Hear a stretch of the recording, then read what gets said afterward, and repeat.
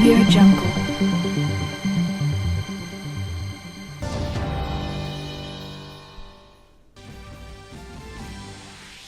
केंद्र सरकार ने जारी किए टीकाकरण के नए दिशा निर्देश। केंद्र सरकार करेगी 75% वैक्सीन की खरीद। प्राथमिकता के आधार पर दी जाएगी वैक्सीन। राज्यों की जनसंख्या, संक्रमितों की संख्या और टीकाकरण की रफ्तार के हिसाब से राज्यों को दी जाएगी वैक्सीन।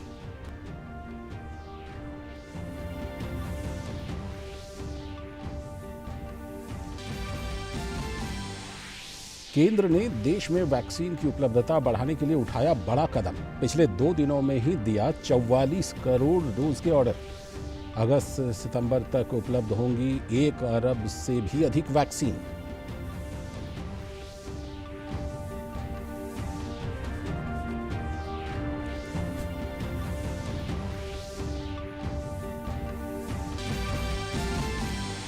देश में 63 दिनों के बाद दैनिक मामले 1 लाख से कम, 86,000 नए मामले किए गए दर्ज। कोरोना के मामलों में सुधार के बाद विभिन्न राज्यों में प्रतिबंधों में ढील। बिहार में लॉकडाउन खत्म, सिर्फ रात्रि कर्फ्यू रहेगा जारी। राजस्थान में भी अनलॉक की प्रक्रिया शुरू।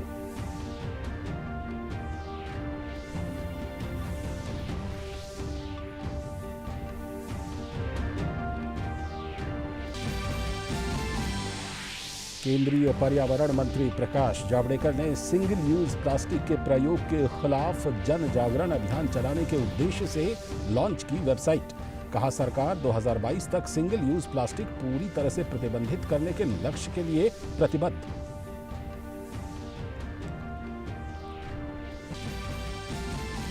पश्चिम बंगाल विधानसभा में विपक्ष के नेता शुभेंदु अधिकारी ने की गृह मंत्री अमित शाह से मुलाकात। राज्य भाजपा कार्यकर्ताओं पर लगातार हो रहे हमलों की दी जानकारी, साथ ही बिगड़ती कानून व्यवस्था से भी कराया अवगत।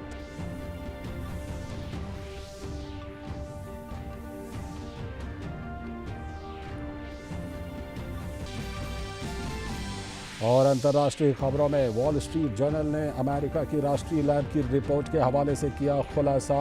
वुहान की लैब से ही निकला था जानलेवा कोरोना वायरस। अमेरिका के विदेश विभाग ने रिपोर्ट के आधार पर की थी जांच।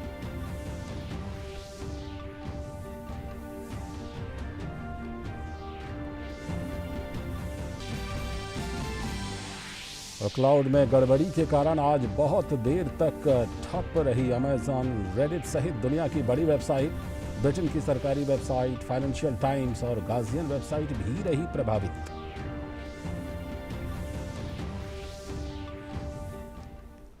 नमस्कार, हिंदी समाचारों की इस बुलेटिन में आप सभी का स्वागत है। मैं हूं लाल चंद्र सिंह। अब देखते हैं खबरों को विस्तार से। और सबसे पहले बात आज के बड़े फैसले की।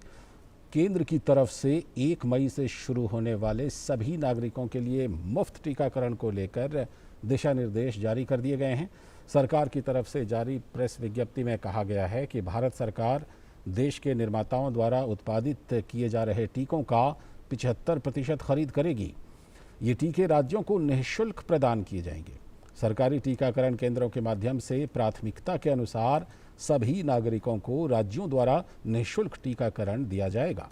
टीकाकरण में स्वास्थ्य कर्मियों, फ्रंटलाइन वर्कर्स, 45 वर्ष से अधिक आयु के लाभार्थी जिनकी दूसरी खुराक बाकी है और 18 वर्ष से अधिक आयु के लोगों को प्राथमिकता दी जाएगी। भारत सरकार द्वारा राज्यों को जनसंख्या, मामलों के भार जैसे मानदंडों के आधार पर टीके आवंटित किए जाएंगे। निजी अस्पतालों के लिए टीके की खुराक की कीमत वैक्सीन निर्माता द्वारा घोषित की जाएगी। निजी अस्पताल अधिकतम 150 रुपये प्रति खुराक चार्ज कर पाएंगे। तो वहीं सरकार ने कहा है कि सभी नागरिक मुफ्त टीके के हकदार हैं, पर जो भुगतान करने की क्षमता रखते हैं उन्हें निजी अस्पताल के टीकाकरण केंद्र के उपयोग करने के लिए प्रोत्साहित किया जाता है।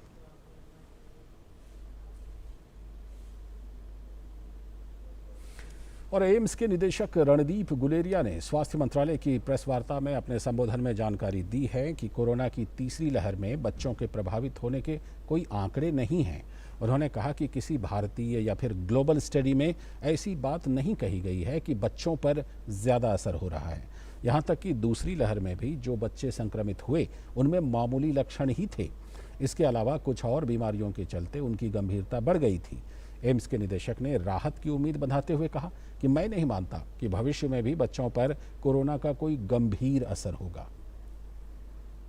अभी कोई एविडेंस ऐसा नहीं है कि अगर वेव आएगी तो सीवियर इलनेस बच्चों में करेंगी, और चाहे हम इंडियन डेटा देखें चाहे ग्लोबल डेटा देखें, और कई पार्ट्स ऑफ द वर्ल्ड में अभी भी कई केसेस आ रहे हैं, नए वेव चल रहे हैं, लेकिन उसमें कभी अभी तक भी ऐसा कोई डेटा नहीं आया कि बच्चों में ज़्यादा सीरियस इन्फेक्शन होती है। तो I don't think that we will have any serious infection in the future in children.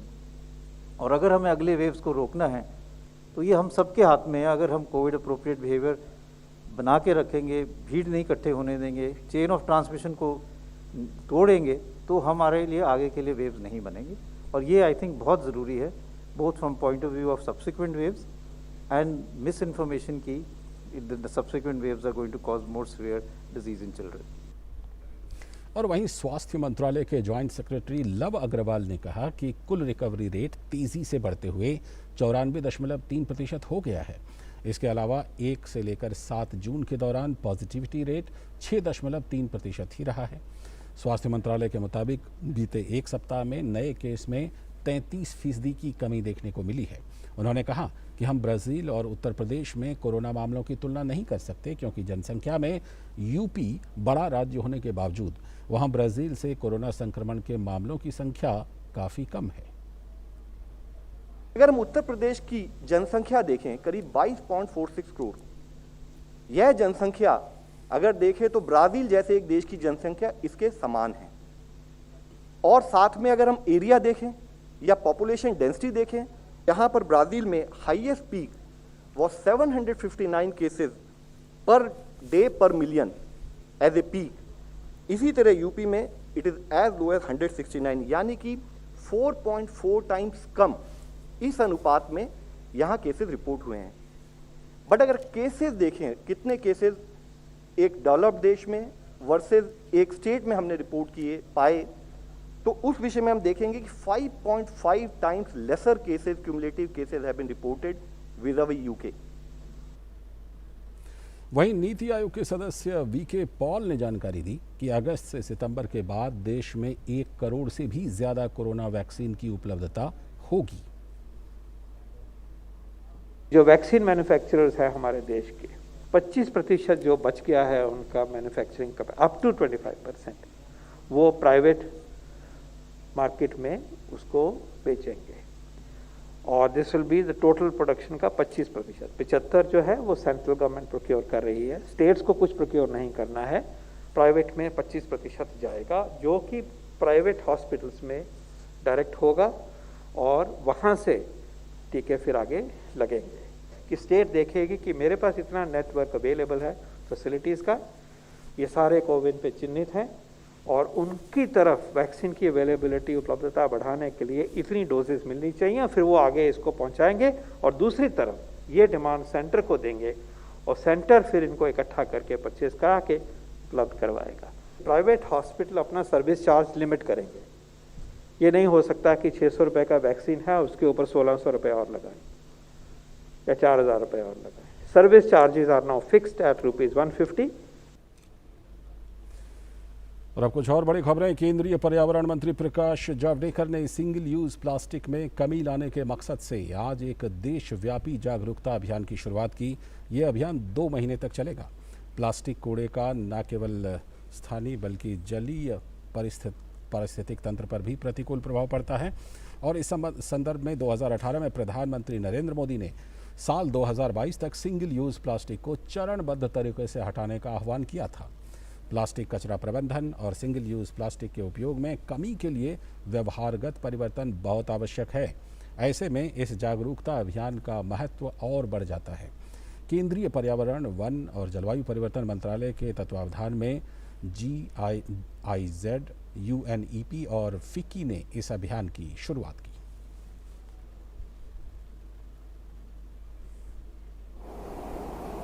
Starting from the children and going to every household. We have taken 2 items in this to spur innovation and entrepreneurship in area of tackling plastic waste, pollution, elimination of single-use plastic. I am happy to share that the ministry will be launching India Plastic Challenge Hackathon 2021 this month. This will be a unique competition calling upon startups and entrepreneurs and students of higher education institutes to develop innovative solutions to mitigate plastic pollution and develop alternative to single-use plastic. अगली बड़ी खबर, पश्चिम बंगाल में विपक्ष के नेता शुभेंदु अधिकारी ने आज नई दिल्ली में गृह मंत्री अमित शाह से उनके आवास पर मुलाकात की। शुभेंदु अधिकारी ने गृह मंत्री के साथ कई मुद्दों पर चर्चा की। बैठक में बातचीत के दौरान गृह मंत्री ने बंगाल की जनता के साथ हमेशा खड़े रहने का आश्वासन दिया। इसके अलावा शुभेंदु अधिकारी आज शाम भाजपा अध्यक्ष जेपी नड्डा से भी मुलाकात करने वाले हैं। शुभेंदु अधिकारी का दिल्ली दौरा काफ़ी अहम है। बीजेपी पश्चिम बंगाल में चुनावों के बाद हो रही हिंसा की घटनाओं के मुद्दे को जोर शोर से उठा रही है। शुभेंदु अधिकारी के राज्य विधानसभा में नेता विपक्ष बनने के बाद उनका ये पहला दिल्ली का दौरा है। बीजेपी जून के मध्य से राज्य में हो रही हिंसा के खिलाफ बड़ा अभियान शुरू कर सकती है। और अब बात राज्यों के अनलॉक की। राष्ट्रीय राजधानी में कोविड के मामलों में कमी आने के साथ ही दुकानों को खोलने की प्रक्रिया शुरू हो गई है। चरणबद्ध अनलॉक की प्रक्रिया में ऑड इवन के साथ दुकानों को खोलने की इजाज़त दी गई है। लंबी बंदी के बाद 2 दिन के व्यवसाय में ग्राहकों की कमी से दुकानदार खुश नहीं हैं। हालांकि उनका मानना है कि जल्द ही लोग बाहर निकलना शुरू कर देंगे और काम धंधा पटरी पर लौट आएगा। अगली खबर, केंद्रीय रक्षा मंत्री राजनाथ सिंह ने आज भारत स्वीडन रक्षा उद्योग सहयोग पर एक वेबिनार को संबोधित किया। उन्होंने कहा कि दोनों देशों के बीच एक महान संबंध है जो न केवल सामान्य मूल्यों को दर्शाता है बल्कि वैश्विक शांति और सुरक्षा के प्रति हमारी प्रतिबद्धता को भी दर्शाता है। उन्होंने कहा कि दोनों देशों ने हाल के वर्षों में द्विपक्षीय व्यापार और निवेश में ज़बरदस्त वृद्धि की है। 2016 में व्यापार 3 अरब अमेरिकी डॉलर से बढ़कर 2019 में 4.6 अरब अमेरिकी डॉलर हो गया है। मंत्री ने कहा कि दोनों के बीच व्यापार संबंधों को बढ़ावा देने के लिए एक मजबूत संस्थागत तंत्र स्थापित किया गया है। Bilateral business and government-to-government relations are on a strong institutional footing. India and Sweden Defence Cooperation (MOU), which was signed during the European Union India Summit under presidency of Sweden, has scope for exchange of expertise, training, logistics and maintenance, military technical cooperation, defense industrial and research development cooperation and exchange in UN peacekeeping missions. Odisha में आए यास चक्रवात के बाद राहत और पुनर्वास के लिए केंद्र सरकार की मदद से एनडीआरएफ और अन्य रेस्क्यू टीमें लगातार स्थिति सामान्य करने में जुटी हुई है। ओडिशा के तटीय जिले बालासोर में अभी भी रिहायशी इलाकों में जलभराव हो रहा है। स्थिति का ग्राउंड जीरो का जायजा लेने के लिए डीडी न्यूज़ की टीम पहुंची बालासोर जिले के चांदीपुर ब्लॉक के सिकोना गांव में। आइए देखते हैं हमारे संवाददाता ओपी यादव की ये रिपोर्ट।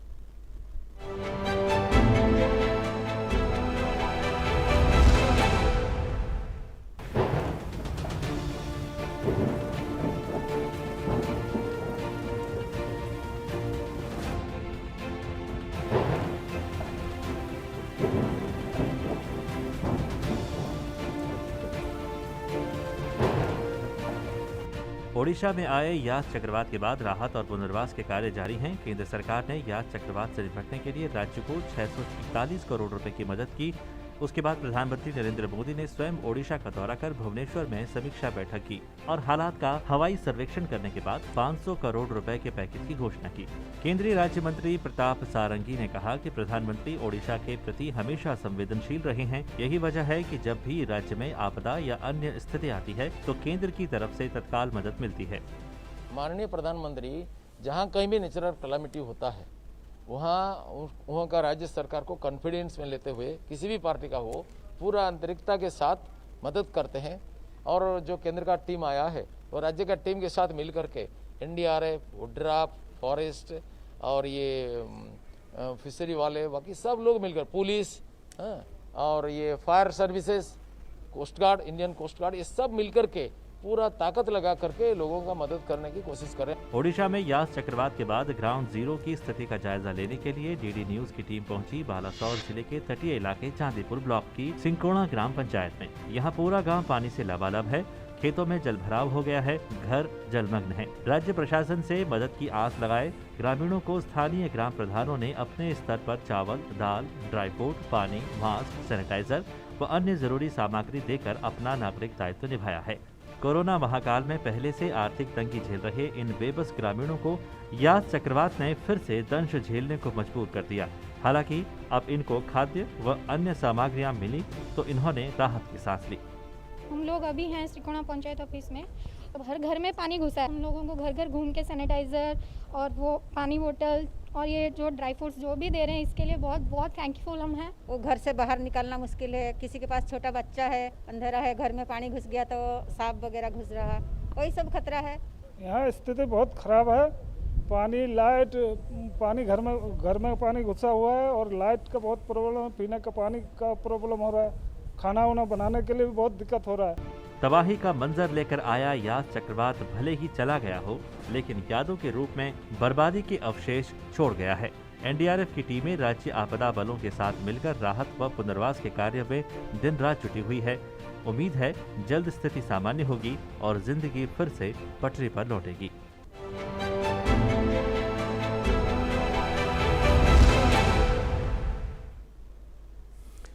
और अब कोरोना कहां से आया? जानलेवा कोरोना वायरस ने दुनिया भर में अब तक लाखों लोगों की जान ले ली है, मगर अभी तक ये मालूम नहीं चल पाया कि आखिर ये कोविड-19 वायरस आया कहां से। चीन पर कई बार वायरस को फैलाने के आरोप लग चुके हैं। अब इस दावे के सच होने पर कुछ हद तक अमेरिका ने भी सहमति जताई है। वॉल स्ट्रीट जर्नल ने अमेरिका की राष्ट्रीय लैब की रिपोर्ट के हवाले से ये खुलासा किया है। द वॉल स्ट्रीट जर्नल का कहना है कि वुहान की लैब से ही जानलेवा कोरोना वायरस निकला था। अमेरिका के विदेश विभाग ने रिपोर्ट के आधार पर जांच की थी। आज की एक और बड़ी खबर, ग्लोबल इंटरनेट आउटेज के कारण दुनिया की बड़ी वेबसाइट्स के क्रैश होने की खबर सामने आ रही है, जिसके कारण आज दुनिया भर के यूजर्स कई वेबसाइट्स का इस्तेमाल नहीं कर पा रहे हैं। इंटरनेट आउटेज के कारण Amazon, Reddit, Spotify, Twitch, stack overflow, GitHub, government.uk, the guardian, New York times, BBC, financial times सहित कई वेबसाइट्स ठप हो गई हैं। आमतौर पर एक अहम इंटरनेट इंफ्रास्ट्रक्चर सर्विस प्रोवाइडर के कारण इस तरह का आउटेज देखने को मिलता है। और अब खबर खेल जगत की। भारत की स्टार टेबल टेनिस खिलाड़ी मनिका बत्रा से इस बार टोक्यो ओलंपिक में पदक की उम्मीद है। उन्होंने एशियन ओलंपिक क्वालिफिकेशंस के जरिए टोक्यो ओलंपिक के लिए क्वालिफाई किया था। 2015 में राष्ट्रमंडल टेबल टेनिस प्रतियोगिता में 2 गोल्ड और 1 ब्रॉन्ज मेडल जीतने के बाद उन्होंने पीछे मुड़कर नहीं देखा। 2018 में एशियाई खेलों के मिश्रित युगल में कांस्य पदक जीतना उनके करियर की सबसे बड़ी सफलता थी। अब सभी की निगाहें ओलंपिक्स में उनके प्रदर्शन पर है।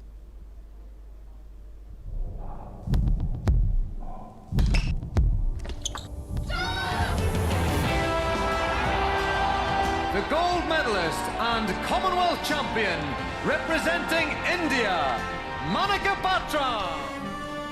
इंडियन फ्लैग जब आपका ऊपर जाता है और नेशनल एंथम बजता है तो लाइक गूज़बम्स आते हैं। अभी भी लाइक बोलते हुए भी मुझे वो फीलिंग आ रही है कि how happy I was standing on that podium.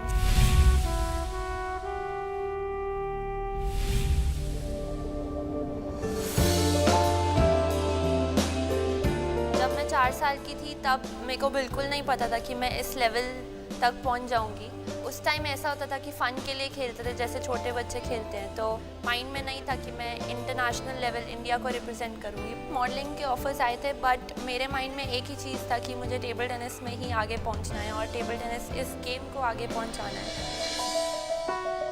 2008 में सिर्फ 13 साल की उम्र में देश का प्रतिनिधित्व कर मनिका ने ये साबित कर दिया कि टेबल टेनिस को अपने जीवन का लक्ष्य बनाने में उन्होंने कोई गलती नहीं की। आने वाले वर्षों में 2015 कॉमनवेल्थ टेबल टेनिस चैंपियनशिप और 2016 साउथ एशियन गेम्स में भारत के लिए मेडल जीतकर मनिका की नजर 2018 के कॉमनवेल्थ गेम्स पर थी, जहां उन्होंने इतिहास रच डाला। It was a big sensation in 2018.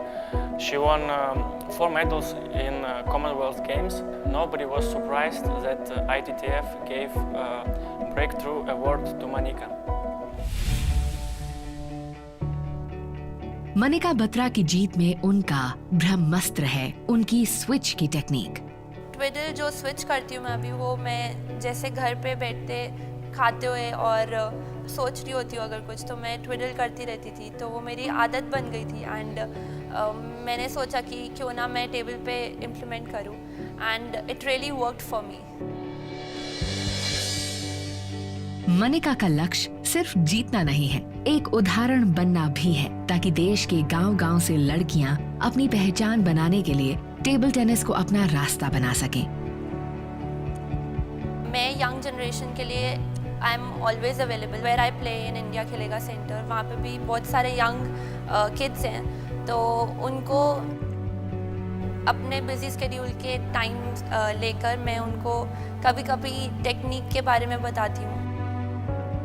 जो टॉप स्कीम इनिशिएटिव ये शुरू किया है बहुत अच्छा है, एंड प्लेयर्स को बहुत हेल्प मिल रहा है इससे, एंड फ्री माइंड से हम खेल सकते हैं, कहीं भी टूर्नामेंट जा सकते हैं, and they are there for us.